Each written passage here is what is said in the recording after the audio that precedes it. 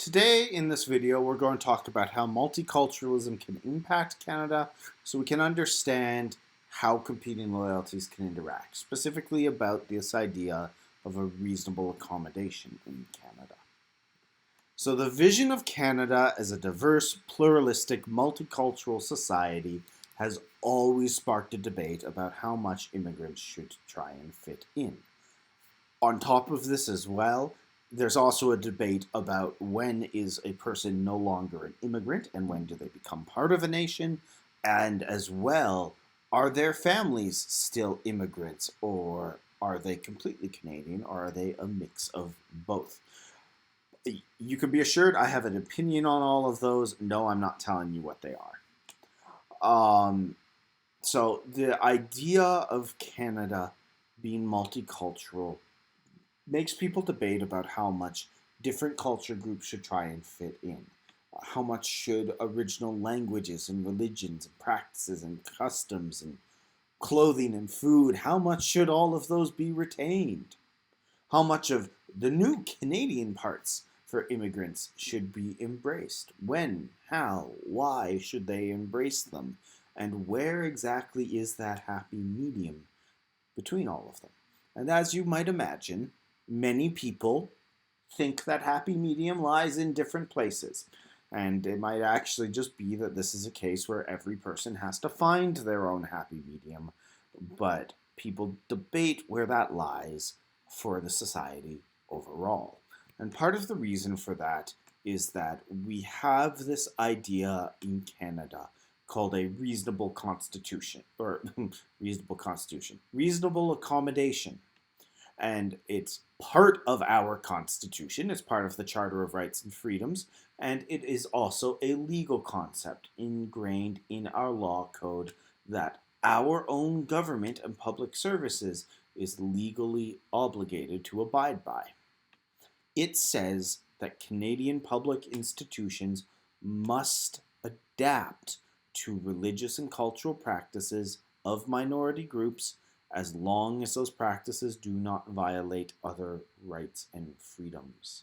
So it frames public services in a way that they need to be appropriate for all people, regardless of religion or culture, and that they are required to make adaptations if need be.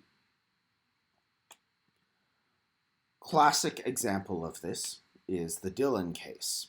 In 1990, Baltej Singh Dillon wanted to join the RCMP, but he was a Sikh. He was born in Malaysia, and as part of his Sikh religious practice, he was religiously obligated to grow his beard out, to grow his hair, and to wear a turban covering his hair at all times.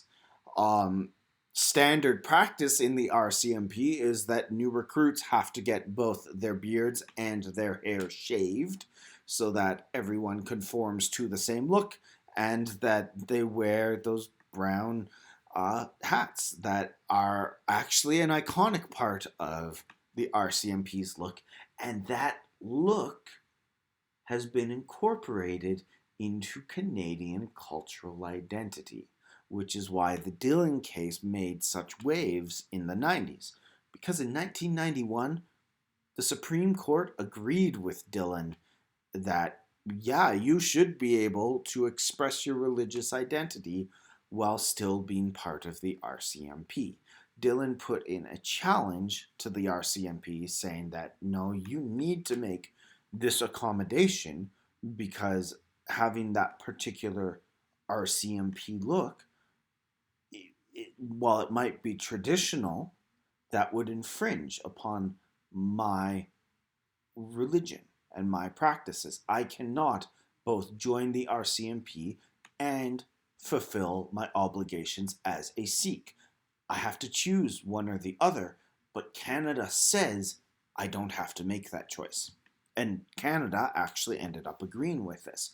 But it was controversial at the time because that look, like I said, was ingrained in the Canadian psyche. It was one of those things that was a unified rallying point for culture, something that makes us a nation.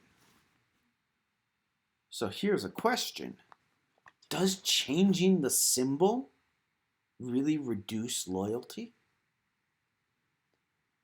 And it's not a rhetorical question either. It is something that some people generally are concerned. Other people are blasé about it. Like, no, of course it doesn't. RCMP are still the RCMP. He's still wearing the red jacket. He's part of the RCMP. And that actual look of Sikh men standing out amongst the RCMP in the intervening 3 decades. God, that makes me feel old. The intervening 3 decades, for some people, has become a rallying point of a new nationalist symbol. But does that reduce people's loyalty? And can a reasonable accommodation undercut or support a shared sense of Canadian identity? Does it depend on what the accommodation is?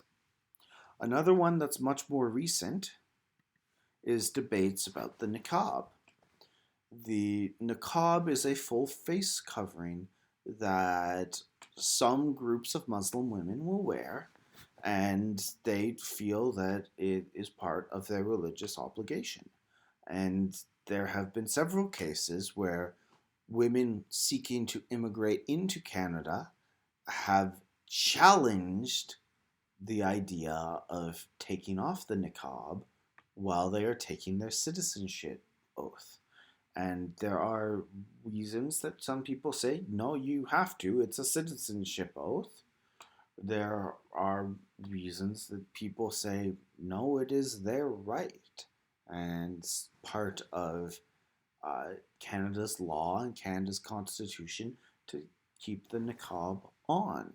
And that is their expression of their culture and their faith. And thus, it is their expression of being Canadian. And there's different opinions that different people will take on that. It's, again, not an easy thing to resolve.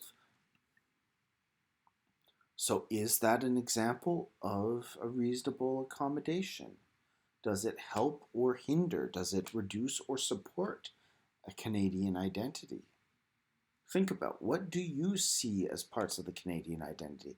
What parts are you most important for you? And how is it for you that expressing your loyalty shines through?